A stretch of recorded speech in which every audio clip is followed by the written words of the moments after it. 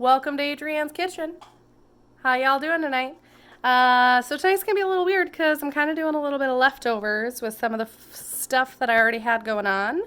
I'm gonna be making some jalapeno slathered chicken instead of stuffed, and then I'm gonna use the leftover Parmesan garlic cream cheese that I had from yesterday, just to finish chopping off one of the chicken breasts. So tonight I'm also going to cook some radishes and some zucchini. It should be relatively simple. So step one, wash your hands. Always wash your hands. Wash your hands all the time. Use soap, scrub them up good. You don't want to just wash your hands. Always. Step two, get a cool looking apron so that way you're ready to go. Step three, you're going to get yourself some radishes. And you're going to cut off the ends, the green parts, and then you're going to slice them in half. Same thing, get yourself a nice medium-sized zucchini, chop it up into some pieces. It's going to go into a pan. Obviously, get yourself a beverage if you're an adult that's over 21. Prep your chicken, set it down on a cutting board, put some saran wrap over it so that way the bacteria doesn't splatter all over the place. While that's happening, make sure over here you got your pan set. Start boiling some water for them radishes. And then get a pan set up for that zucchini. We're going to set that to medium. Boiling, obviously set it to high for the water. This one, medium. We're going to throw a little bit of olive oil in here just to get the pan going. Okay, now that that water is a-boiling and I got some oil heating up, we're going to take our veggies over here and we're going to put them in their rightful spots. Let's see, can I make it? All right, put it in place. Okay, once we got these radishes in the water that was boiling, wait for it to boil again. We're also going to add McCormick's au jus gravy mix because I have a very sad amount of radishes here. I'm just going to do, about half that package.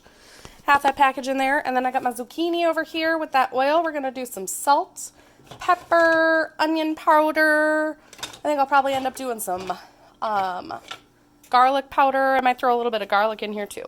Okay, now that my au jus radishes are a-boiling, the super quick recipe that I looked up said cover it, set it aside for 20 minutes.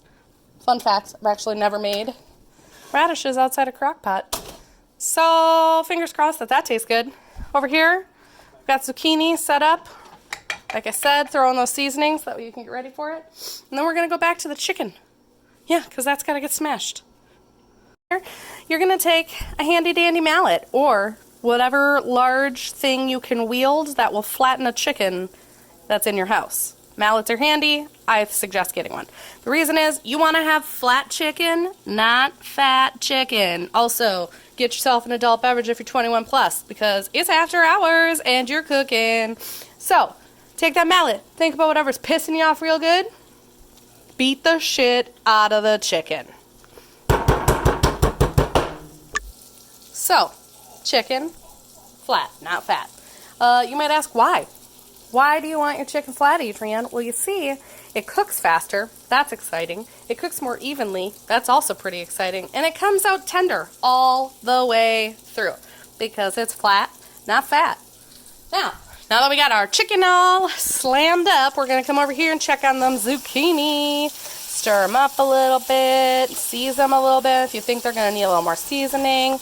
We're going to cook these good. Now, while this is happening, I want to review the two different cream cheese toppings that we're putting on. So I have this jalapeno popper filling, so a block of cream cheese, 1 to 2 average-sized jalapenos. You're going to dice them up so you can put them in here.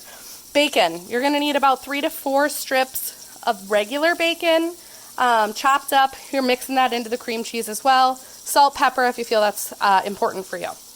That's going to be the cream cheese topping for 2 of the chickens that we're making tonight.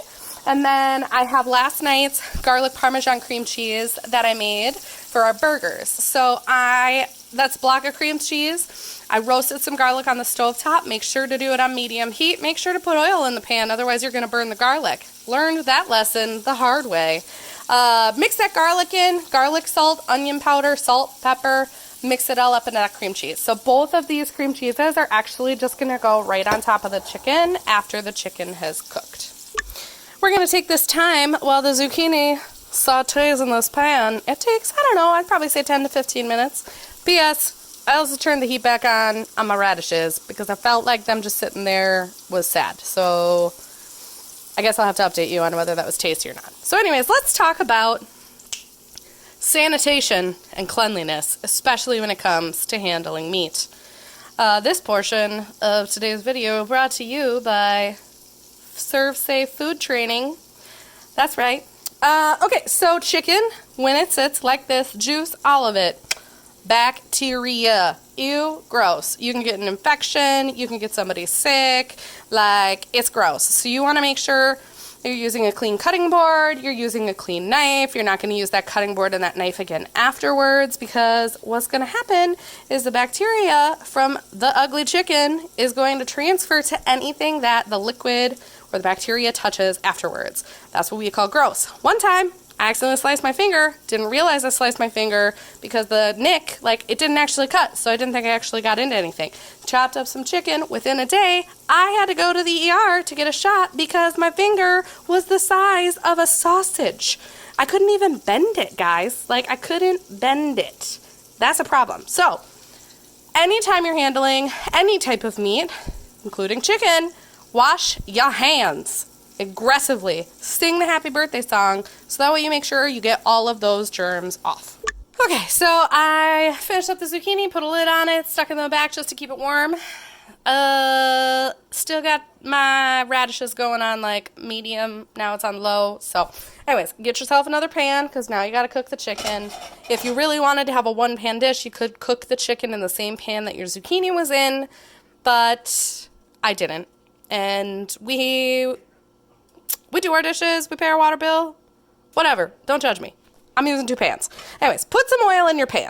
That's the next step because you want to get it toasty before you put some chicken in. I'm pretty sure people suggest not seasoning the oil in the pan because you should season the meat.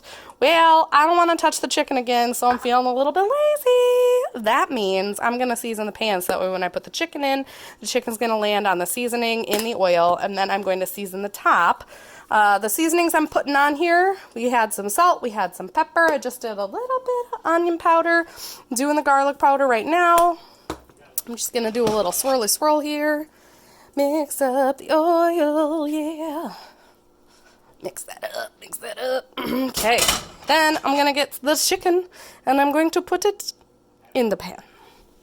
Okay, you got the chicken in the pan, as you can see. Just the 2 chicken breasts are filling this pan. Also, another reason that I use 2 pans, that one is smaller than this one. Again, don't judge me. I do what I want.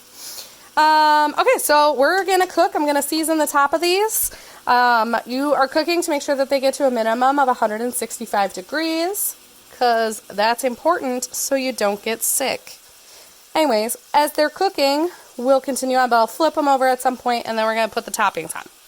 Okay, so I flipped over the chicken. This browning is just from cooking in the pan, which is fantastic. I love when there's a little bit of crisp on my chicken. It's just coming from the oil because I let it sit there.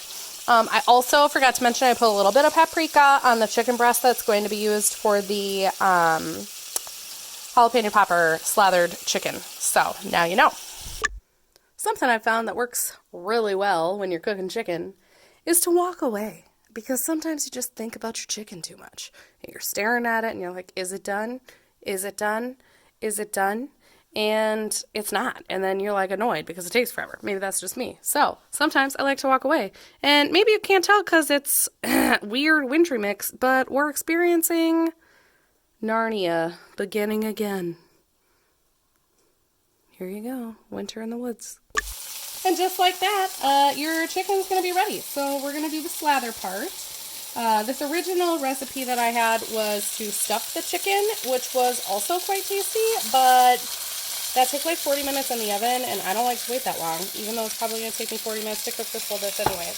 But that's fine. So if you let your cream cheese sit out for a little bit, it'll soften. Mine's not been out for that long, so it's a little bit harder to work with. But yeah, let it soften. Like I said, this is the jalapeno, cream cheese, and bacon mixed together. That's going on the chicken breast. I had a little bit of paprika in it.